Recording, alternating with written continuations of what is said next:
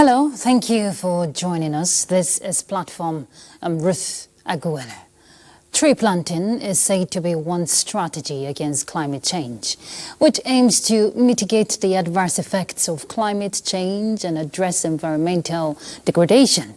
Nigeria has a diverse ecosystem which tends to face significant environmental challenges, from deforestation, desertification, and loss of biodiversity, which threatens agricultural productivity and food security. Now, just as the nation is blessed with vast lands, there is also the challenge of high rate of desertification and land degradation. The National Agency for the Great Green Wall was established by Act of Parliament in 2015 to pursue the vision of the African Union, a project which aims to create a green belt across the Sahel to combat desertification. Now, the ambition is set on a benchmark for 2030 to restore 100 million hectares of currently degraded land, sequester 250 million tons of carbon, and create 10 million green jobs, with hopes to transform the dry lands in Africa from threat to livelihoods to provider of livelihoods. Tree planting is at the core of the project, and for Nigeria, the scope of the implementation process covers the northern frontline states: Adamawa, Borno, Bauchi, Gombe, Jigawa, Kano, Katsina, Zamfara, Sokoto, Kebbi, and Yobe. The National Agency for the Great Green Wall has been consistent, and embarked on various tree planting initiatives with the degraded lands, enhance biodiversity, and support rural livelihoods. With the strategies adopted, one will ask, how much impact has been made in the targeted regions, and how are communities building resilience against desertification and land degradation? On Platform, we will be looking at ways of addressing environmental challenges for sustainable development. And our guest is the Director General and CEO, the National Agency for the Great Green Wall, Mr. Saleh Abubakar. Thank you so much for joining us. Thank you very much. How is the tree planting going? Well, we did it during the rainy season. Okay. The tree planting aspect, of course, yes. Okay, it's going well. Yeah, it's going well. We'll delve into that. Before we bring in our panelists, we'll take you through a bit of our guest profile, which is a tradition on the program. Mr. Saleh Abubakar is a seasoned public servant with 35 years experience in the civil service. He holds a BSc in political science. In 1995, he was appointed Director of Administration, followed by his role as Deputy Permanent Secretary of Administration. That was in 1999.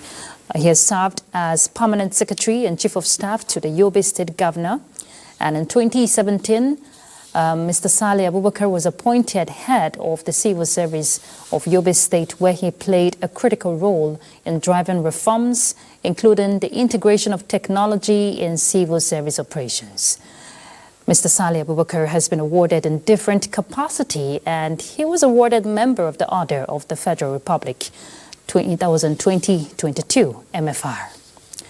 All right, our panelist is one of our correspondents here in NTA, Ayo Deji Makinde. Ayo, good to have you join us on Platform. Oh yes, Ruth, thanks for bringing me on deck today. Yeah, and this is your first time, right? Oh yeah, surely. Great, fantastic, nice to have you here. All right, Mr. Abubakar, when we look at Nigeria, of course, we know the peculiar challenges when we're talking land degradation and desertification, especially in the northern region. But let's have an overview of the current state of desertification and land degradation in that region.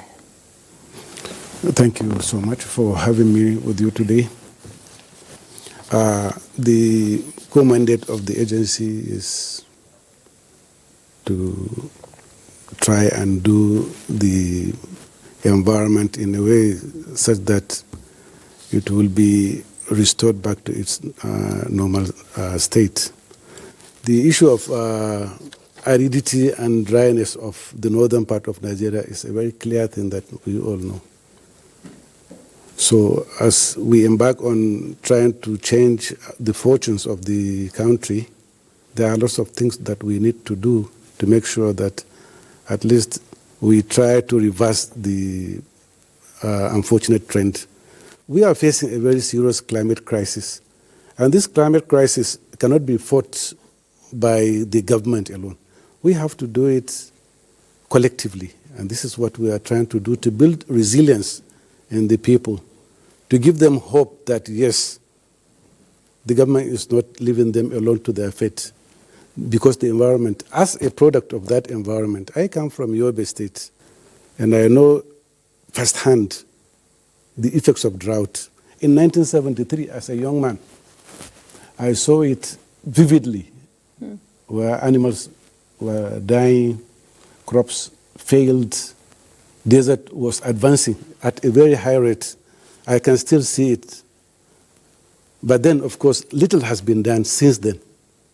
The desert has kept on increasing in size, trees were lost, biodiversity was lost, and the whole climate was chaotic until now, when we are trying to fix it and make it good. 2015 became the benchmark, like you earlier mentioned, for the fixation of the climate within the region we are working now. We have 11 states, like you earlier said.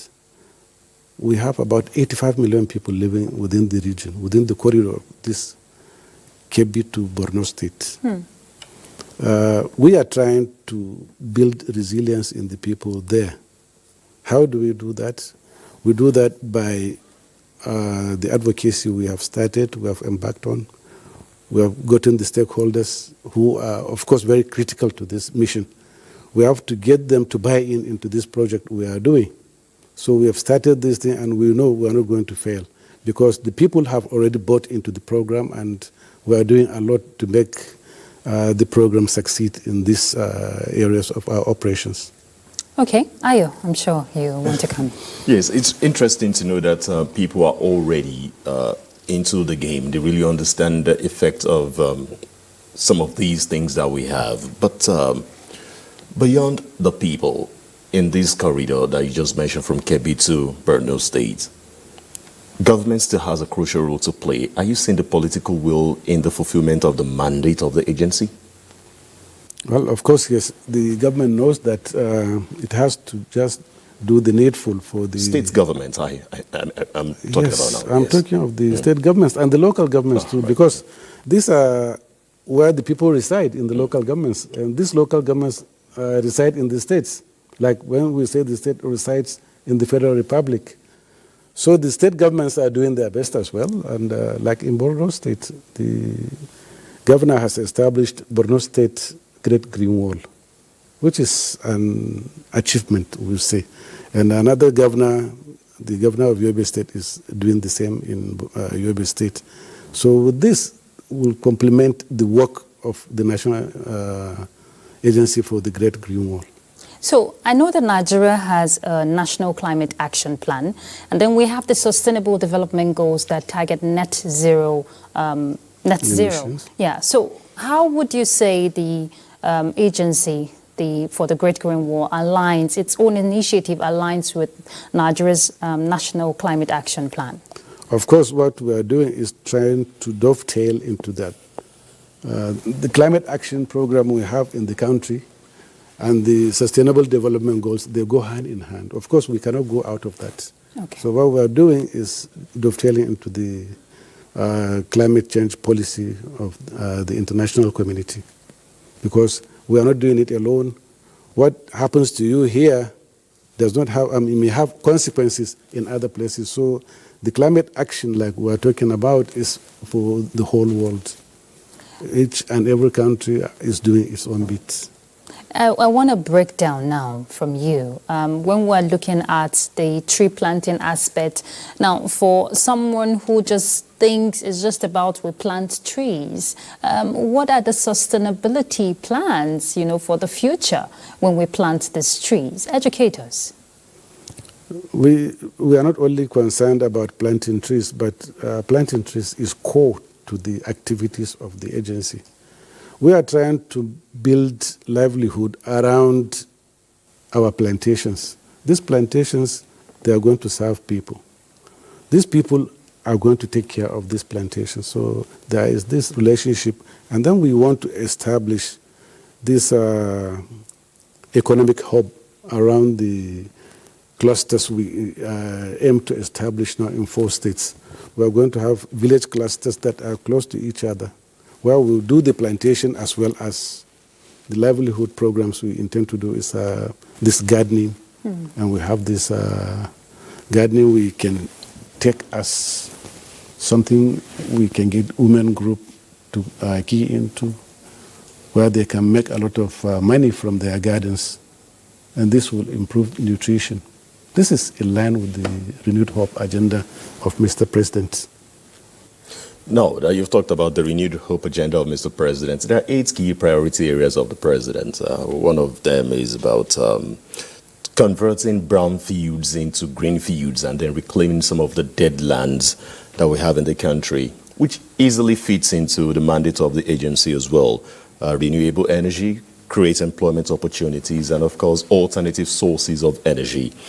So far, so good. How has the agency been able to key into this, considering some of the interesting statistics I was able to get from the website of the agency? 45.25 million tree seedlings have been produced. That's quite outstanding, considering the amount of time you've had to really get the foot down to work. And also 3,631 employment created. There's a target of 10 million. What is the trajectory at the moment? The trajectory at the moment, the 10 million you are talking about is not about Nigeria alone. You are talking of the corridor from Senegal to Djibouti. So what we are trying to do here is to create a class of people who are self-reliant, especially the youth and women.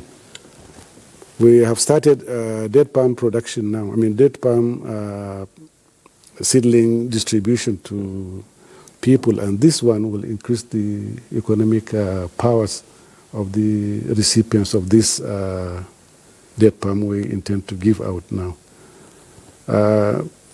There are so many other things we intend to do as well, like when we get these clusters, we want to arrange them into some value chain economic entities. So at least maybe in Yobe State, we establish this plantation of date palm in a place, and then of course we get an industry, a small-scale industry that will start uptaking the date from these farms, and then of course processing them, sending them to the market. So these are some of those things we intend to do. Okay, and I know for the date palm project, 50 million is the target. Can you expatiate on that? Yeah, we want to start with 5 million at the moment, but we have gotten some. We are trying to get. We are still negotiating with the supplier, the contractor, but our aim is to get 50 million, because each one is a big economic asset. Each one tree, date palm tree, is an economic tree that can yield a lot of money for the owner. So we have started engaging with people in the villages and some stakeholders in other states as well, so that we can see the benefit of this and then get into it and start doing it seriously and make the economy so strong and vibrant. But what's the synergy you're getting from these communities, considering the fact that I know the agency is pushing for dry land agriculture to strengthen food security and promote economic activities in that region? But are you getting the desired synergy that is required for the sustainability plans? Well, a whole lot has to be done, because we came and we made some policies. We thought maybe we could not just have to go along with them. We sat down and we brainstormed and we came up with new work plans. We don't want to do it the way it was done before, because you cannot just take your plantations into the depth of the bush, plant trees and abandon them. We want to do these plantations around the people. And these people live within the corridor of the Great Green Wall. Yeah. So this is what we want to do now. We don't want to do it like it was done before. Okay. We don't want to do just plantation in the bush, abandoning it and other things like that. And we don't do that. What's the new strategy you adopted? The new strategy is we have identified the corridor, the Great Green Wall corridor. There is a corridor for that. So you don't do your own program getting out of the corridor. Sure. So it's going to be done within the corridor. Within this corridor, we are going to have shelter belts. Yeah. These shelter belts, they are going to create buffer. These buffers will reduce the strength of wind carrying sands to deposit in places. And then, of course, we have to do woodlots as well. And these woodlots are for economic purposes as well. Yeah. The owners of these woodlots will sell the wood, will sell the timber for their economic empowerment. Okay. Let me bring in more figures, DG, sir. You talked about shelter belts. What I have here shows that 1,460 kilometers of shelter belts have been established, and 14,118 hectares of plantation also established. Yeah. Now, with these two key strategies for the green wall that we're talking about, how does the agency intend to design a monitoring and evaluation mechanism to ensure that these figures keep going up until the main mandate is attained? What we intend doing differently now is that we want to get people involved in these things. You can get your woodlot. We can count the number of trees. We know how many trees you have in your woodlot. And then the shelter belts we are going to make. We are just going to make them within the corridor, very close to the people, so that they can easily be monitored. We cannot just do it, like I said earlier on, far away from where they are intended to be made. You talked about this shelter belt. Let me still dwell on it. Many years ago, rules were made to believe that when you draw the map of Nigeria, there is a lake somewhere that occupies a big space. But as the years went by, it started shrinking. Now, you talked about shelter beds to reduce the effect of sand being dumped and then reduce the encroachment of the desert into these places. Now, at this day and age and time, where does technology play a crucial role in supporting the movement for the Great Green Wall? Technology, of course, we have deployed technology in our activities. We have an office, an ICT office in the office that will give us this meteorological information we all need. It will give us the coordinates of where we should be planting. What we plant, we have them on our records. We get the coordinates. And then, of course, anytime we want to check our plantations, we can just do it from the office. Let me get further details. When we just say we plant trees, people might just think it's as easy as a guava tree. Or what are the types of trees that we're talking about? To also get many Nigerians to know about it. I mean, it's not just any kind of tree that you can plant. I know you already mentioned the date palms. So are there other specific species? Okay. Of course, yes. Like, planting tree is not an easy thing like you just imagine. It's not like planting crops. You just don't take a seed and plant in just... Because to so many Nigerians out there, is it not tree planting? That's the mindset most of them would have. Tree planting is a very tedious kind of thing. Take us through it. If you have to get the right soil, the one you put inside the plastic. You have to get the right seeds, of course. And then, of course, the right atmosphere for nurturing the seed to grow. And then when you take it up to the plantation stage too, you have to take care of the soil there. So it's a whole lot of engagement, kind of. It's not an easy thing as we all think it is. And I know there is also the post-planting part for the survival of these trees. Of course, if you don't follow up, you are just wasting your time. So how does the agency carry out this post-planting aspect of it? The post-planting aspect is, they call it beating up. After you plant, of course, you go and check and see. You don't leave it to elements. If you just do that, of course, you are not going to meet anything there. We have this problem of vandalization. Yes. Vandalization of our assets, because most of these plantations we have are fenced, and then we have boreholes there. So people go there to remove the fences. Herders get into the plantations. The animals ravage the plants planted there. So you have to start again. And then, of course, some will even go and vandalize the water tanks and the boreholes. So we always receive this kind of information. That's why I said we are not going to do that kind. We are not going to follow that same line again.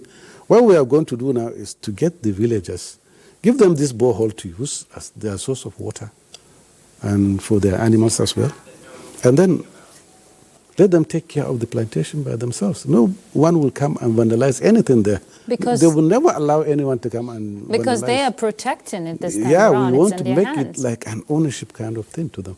But there's one concern, Mr. Abubakar, and just like we're looking for ways to protect the ecosystem and the environment, there's also the aspect of the depletion of water from these communities while you're trying to build something better. Yeah. How do you bridge that gap? I think when we are talking of climate crisis, the depletion of water, okay, comes in, but of course you also have to remember that there is this unlikely thing that is always happening, like flooding in the desert as well. Yeah. Like snowing in the desert. All these things happen.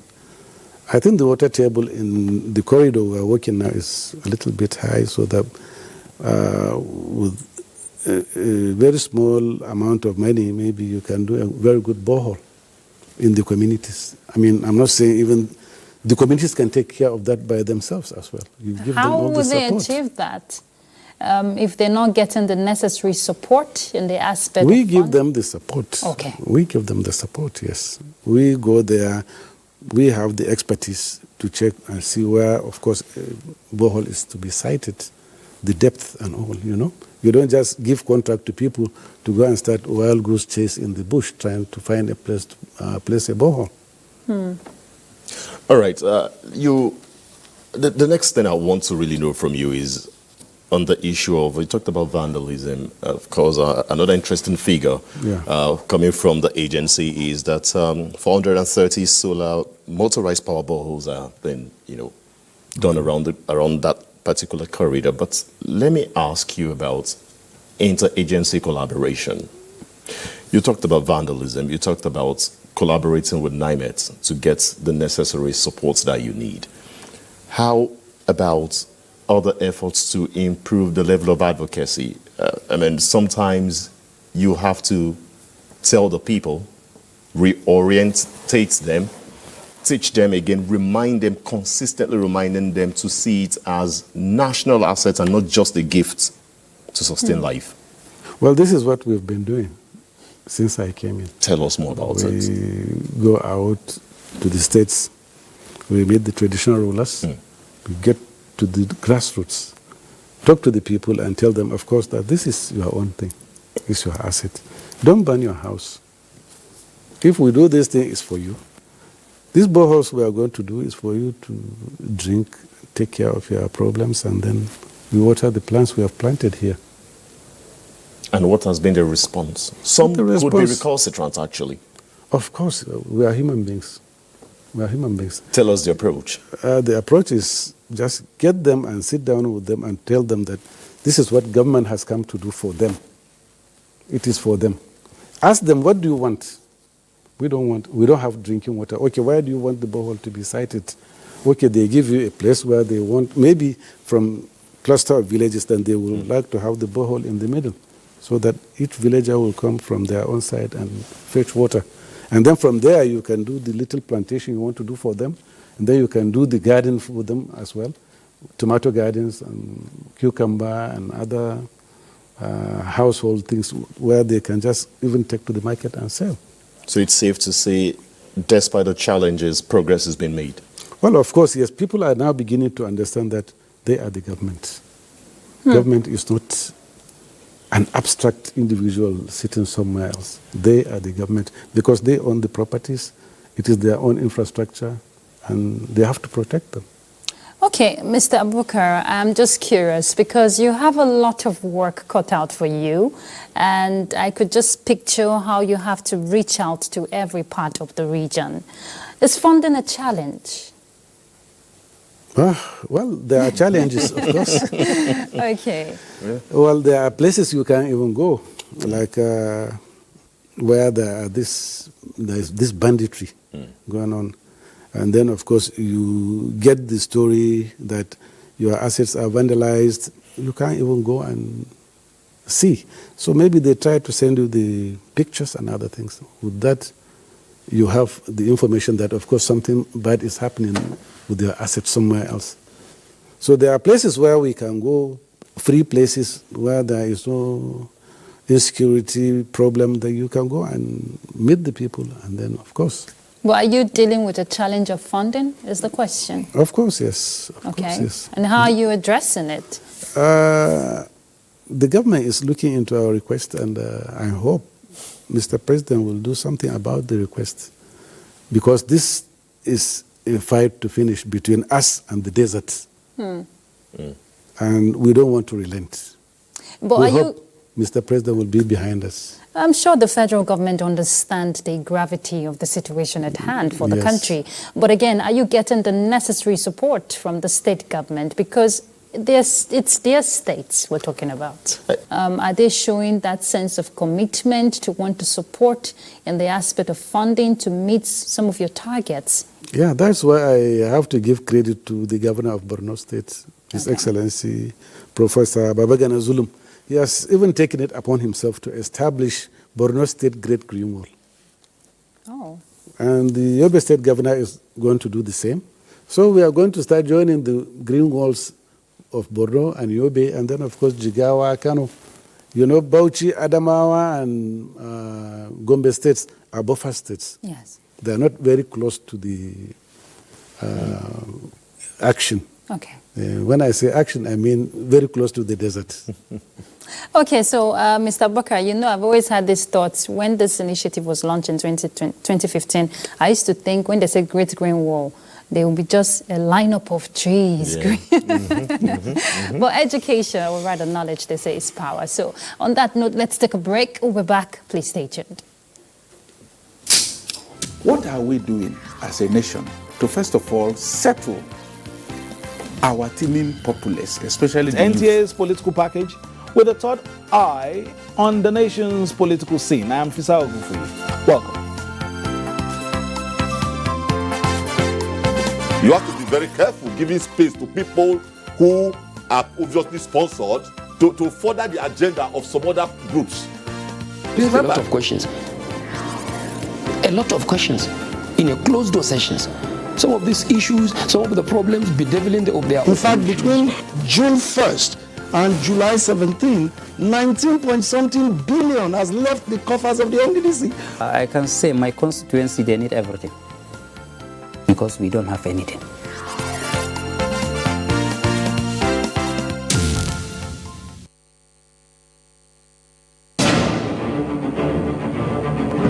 A method for digital literacy is a bot that you can use, you can interact to learn more about digital literacy. Hello, it's our pleasure to have you join us on platform. I'm Ruth Aguwele.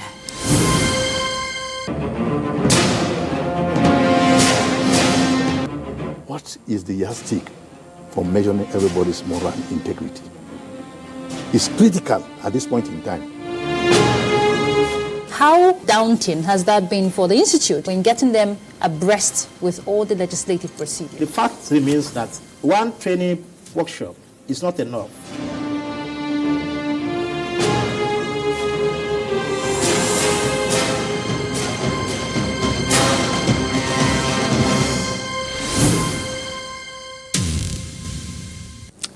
Thank you for staying tuned. The conversation is addressing environmental challenges for sustainable development. Mr. Abubakar, just before we went on that break, you were just enlightening us on, the efforts by the agency, and I'm sure Ayo had a follow-up question to that. Yeah, the follow-up question is, he has talked about the support from states and then local governments and the reaction from people who are now beginning to believe that they are the government.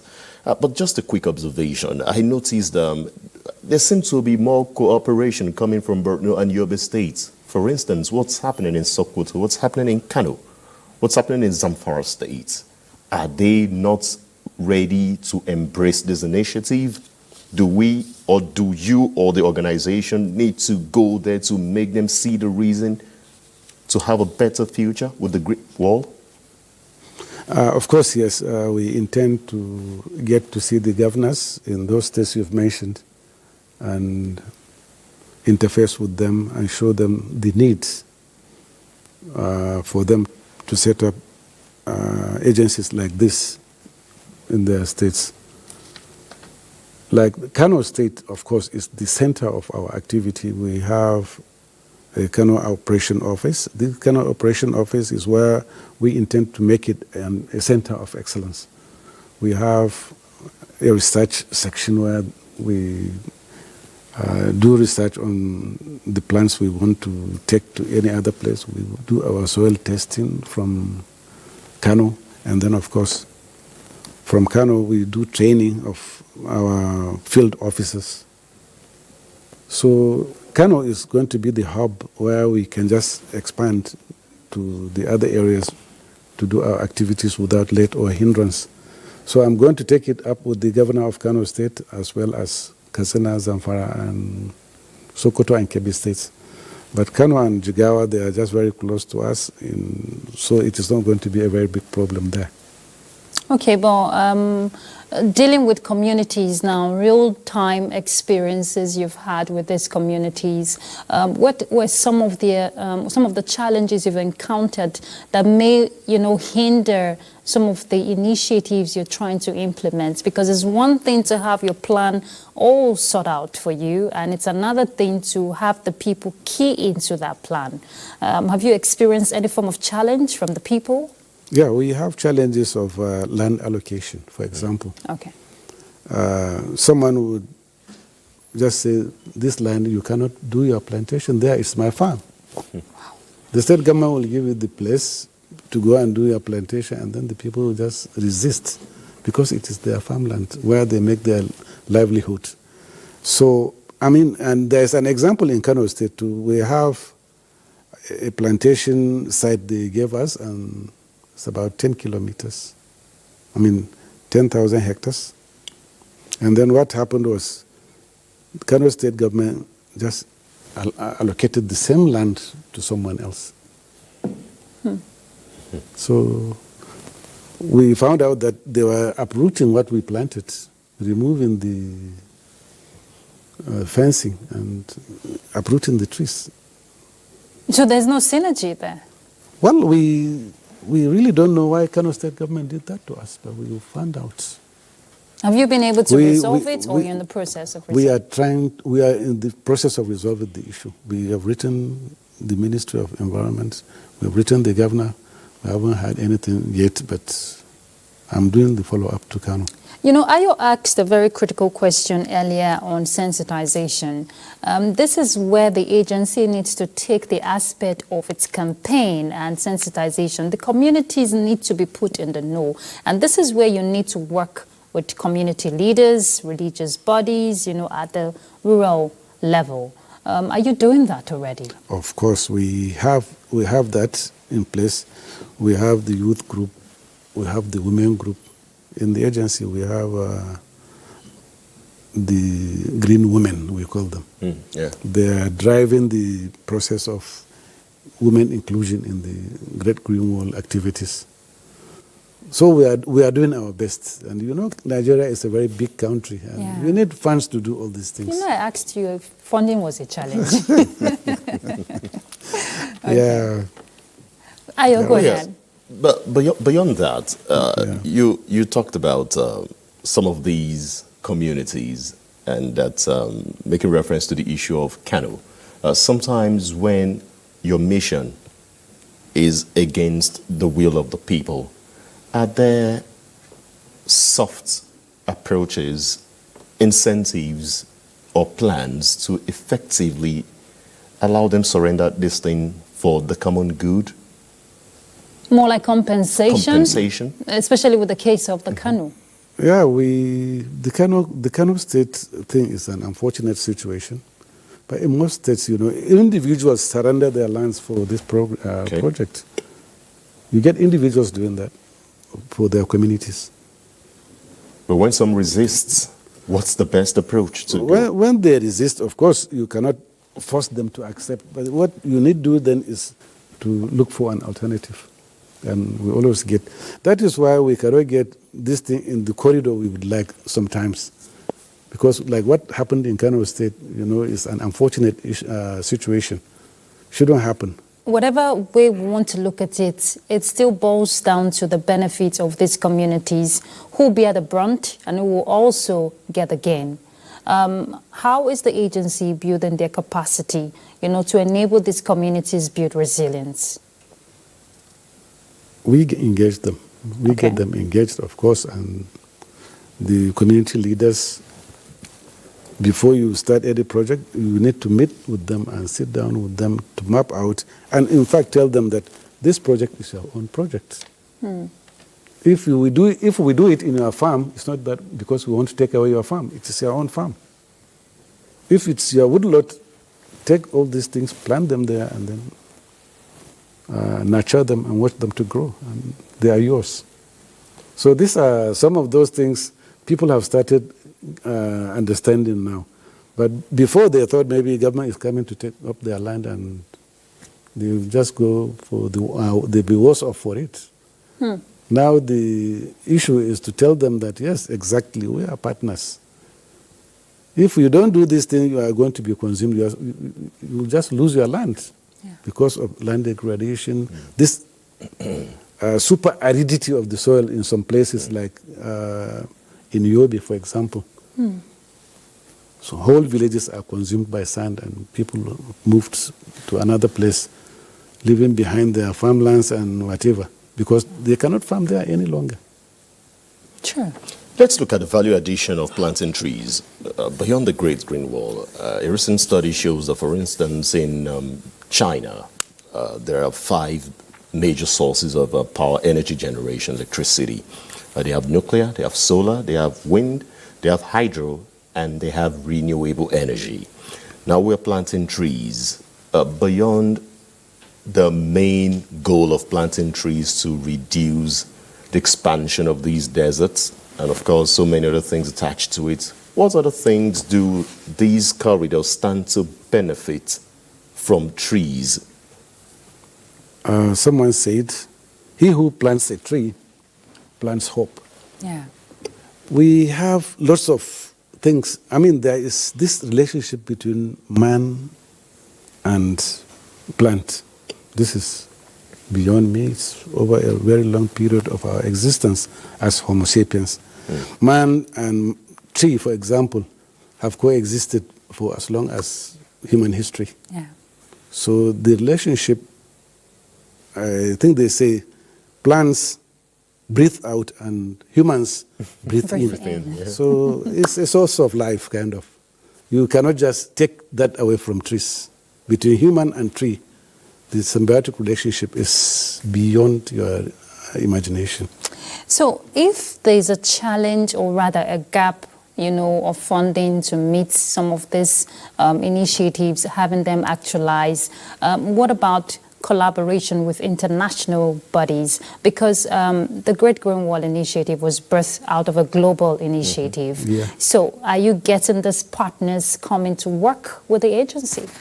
Yeah, we were in Riyadh during the COP16 in December last year, and we have made significant inroads into talking with partners who can come to our assistance so that we can do partnership with them in trying to get to fight desertification in Nigeria.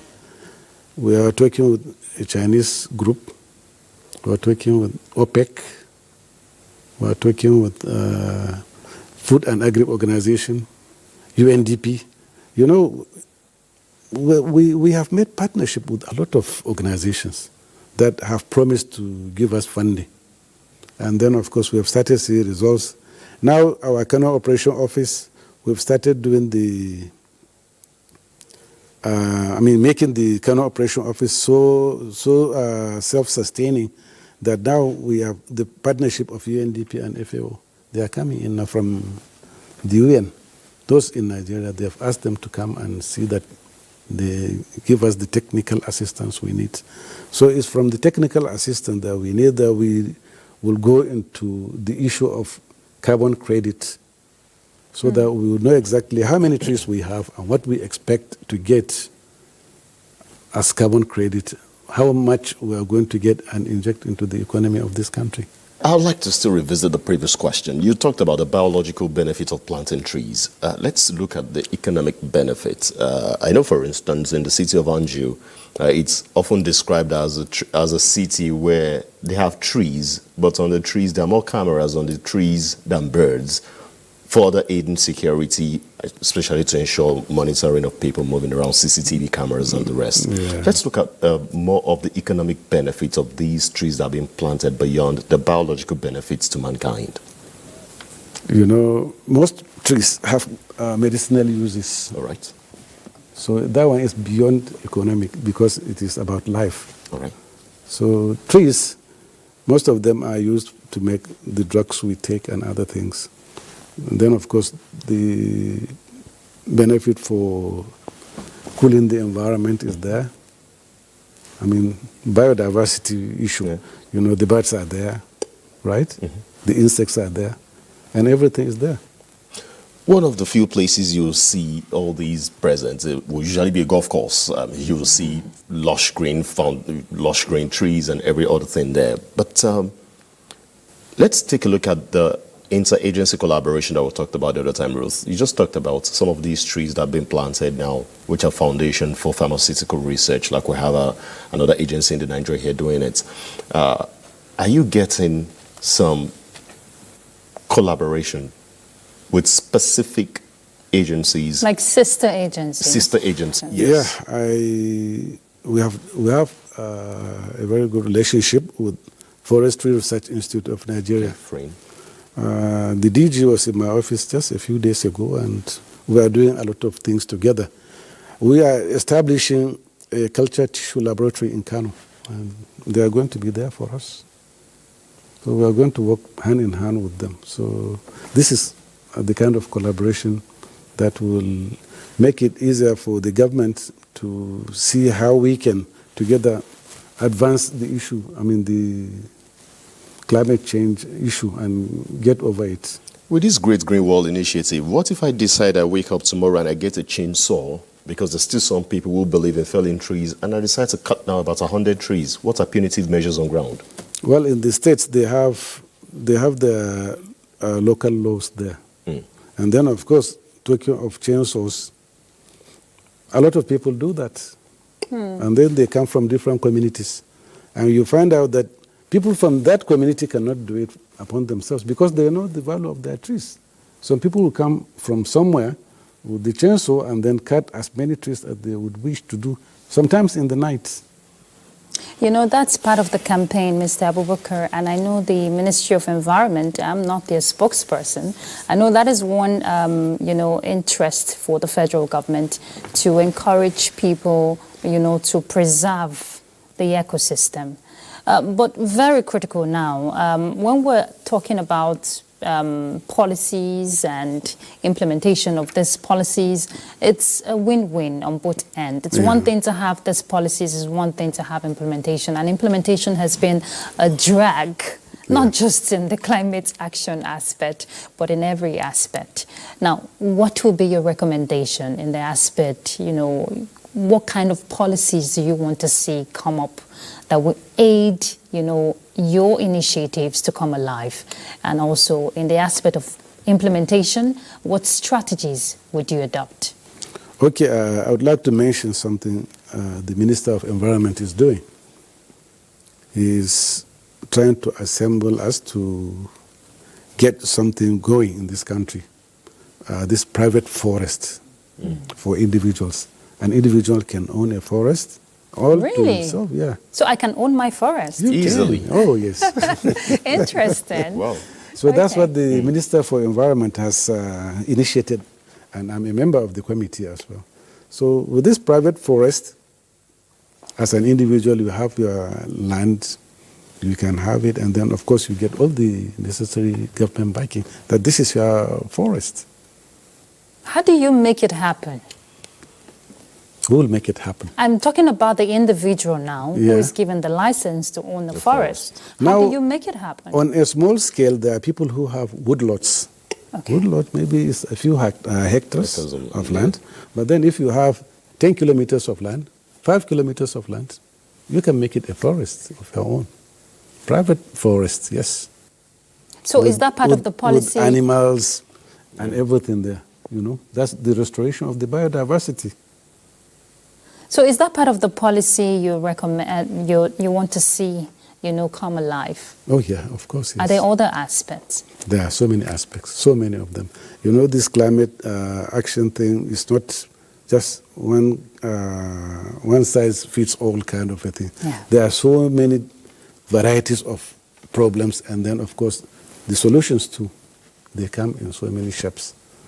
So in a place like, for example, in Yobe, where we have too much sand, the solution is to maybe try to fix the sand dunes there. But in places where you have gully erosion, so it's a different kind of thing all you need to do there in such a place, like in Gombe State. So in Yobe and Gombe, you can't just apply the same solution to the problems there, because there are different problems, and then therefore they have different solutions. Okay, Ayo, your final question, we're rounding up.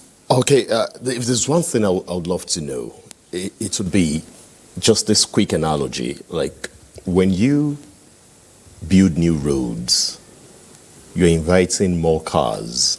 More cars would lead to more emissions. Now, in the northern states of the country, we're still having developments, emergence of new critical infrastructure, road infrastructure being commissioned. One thing that I see on most roads, you hardly see the presence of trees at the nearest perimeter, at least. Can't we start, or is the agency considering engaging with some of these state governments to ensure that most of their projects, there's a presence of trees, at least beyond the direct impact of where the green wall should be? Well, I think this is part of what governments are doing in some states. I know Jigawa State, most of the roads in Jigawa State, you see them tree-lined. Even in the bush, you see the trees all over the place. So this is an initiative I think that we need to push so that at least within the corridor you are talking about, will encourage government. Maybe if you are giving contract for road construction, you give us at least the tree aspect as well, so that this road is not going to be bare. It's going to be maybe tree-lined from this and that side. Okay. On a final note, Mr. Abubakar, we just want to hear your future plans. You know, it takes almost a lifetime for a tree to come alive. So what are your future plans? What do you want to see happen, even with the legacy you want to leave behind? I would like to urge each and every one of us to plant a tree. Not in a lifetime, in a year. Each one should plant at least one tree. How many are we in this country? Over 200 million. Yes. Yeah. If we plant 200 million trees, 2025, by 2030, I think we will have 1 billion trees in this country. Just one tree each. So this is what I'm asking people. Please, let us save our environment by being proactive. Let us plant a tree today, please. Thank you so much, Mr. Saleh Abubakar. He's the Director General and CEO, National Agency for the Great Green Wall. Thank you so much for your thoughts on platform, and we wish you the best. We hope you keep planting those trees and carrying everyone along. Thank you very much. Thank you so much. Ayo Deji Makinde, thank you so much for your input. Thank you. The next time I see a tree, I will not stone it, neither will I take a chainsaw there. Stone it to get some fruits, right? All right, so we've been discussing addressing environmental challenges for sustainable development. We want to see a world where restored, landscapes thrive, communities flourish. This is the only way we can have a sustainable future. Why don't you start by planting a tree? I'm Ruth Aguwele, and that's Platform.